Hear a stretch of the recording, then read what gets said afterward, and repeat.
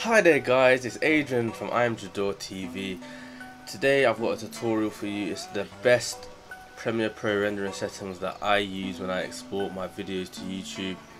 So it's just like the optimum quality and what you'll need for rendering videos basically. So right here I've got in my timeline, I've got obviously a video I've previously edited. This is my custom PC build, which obviously I'm editing and recording on this on. So you can check that video out in the card above. So first things first, what you want to do is when you finish editing your video and whatnot, obviously I haven't got a lot of files, but this is the original video. As you can see, I've already got that here. I just imported the whole video. Well, when you go to file, we're going to go to export media. I'm going to wait for that box to pop up. So what you're going to do first, you need to check that H.264. That's the codec that YouTube used. So I recommend to use that if you want.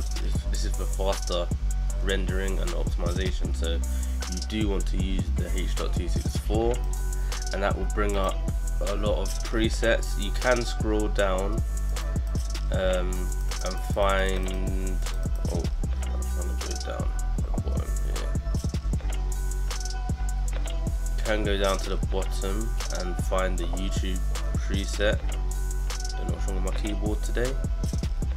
There you go, YouTube presets. But I've modified this, so usually you could use the YouTube here, 720 HD, 1080p, and obviously the 4K.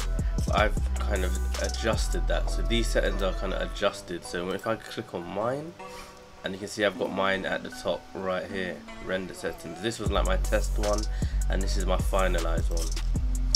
So I'm going to click that.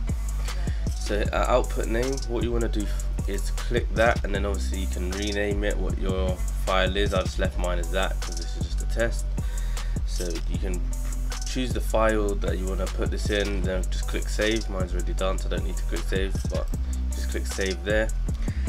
So the next part, you want to make sure that the output is the same as the source. This is the source that it came from in the original source, like from the camera. You want to make sure that everything's matched here. That's one thing that you need to make sure. Second, if you go down, basic video settings here, as you can see, this is the 1920 by 1080. That's what I recorded in. I would suggest you upload and render in what you recorded in. I don't really recommend upscaling. You can downscale, so you get, if you was recording in say 4K and then you want to render out in 1080p, you'll get better quality 1080p, if that makes sense. But I don't need to fiddle with that because that's correct. And if you want to make sure, you could just press match source, and it will match what the source or what you've imported it in straight from the camera. You don't need to. I don't recommend messing with any of these. What I do recommend, if it's not already on, I would suggest putting this on high if it's not on already. So I set that to high, and I'll leave this. This has got to do with obviously the quality as the video. This is another factor of the quality. You can leave it at 4.1. I wouldn't go below 4.1, and I wouldn't really go above 5.0 because this will obviously increase the rendering time. But I just leave mine at 4.2. This little box here, you can click this, but as if you can read there, it does increase the rendering time.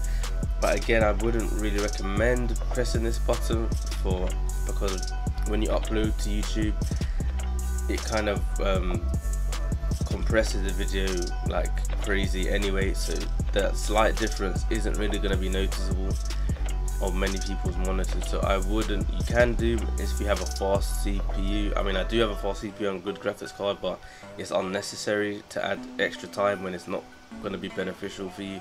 So I wouldn't recommend that, but you can do if you have a good fast CPU and graphics card. Sorry. Here, this is VBR1 and 2 pass. VBR1 pass basically just means that it will render it once and the video will be done. This VBR2 pass means it will go through it once and again to make sure that it's got the highest quality. This does increase rendering time, but this is the most I would do to make sure that it will put out the basically the best quality 1080p that I'm recording in, just for my vlogs or my tutorials I do for my photography. If it was client based, I would suggest keeping this on, because you obviously for your clients, if you're getting paid for it, you want the best quality. So but I leave this on all the time anyway, because I have a good CPU and graphics card, so I just leave mine on. But if you want to kind of cut down on the rendering time even more, VBR 1 pass will be good just for your everyday vlogs or just general YouTube content that's not really client work.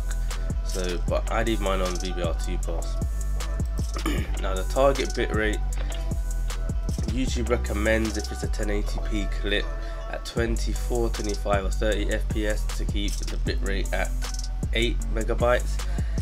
The key factor of this will again increase the rendering time significantly. You can see here this file is 301 megabytes. If I change this to an 8, you can see it went down by like 100 megabytes. That does increase or decrease the whole file size and the rendering time.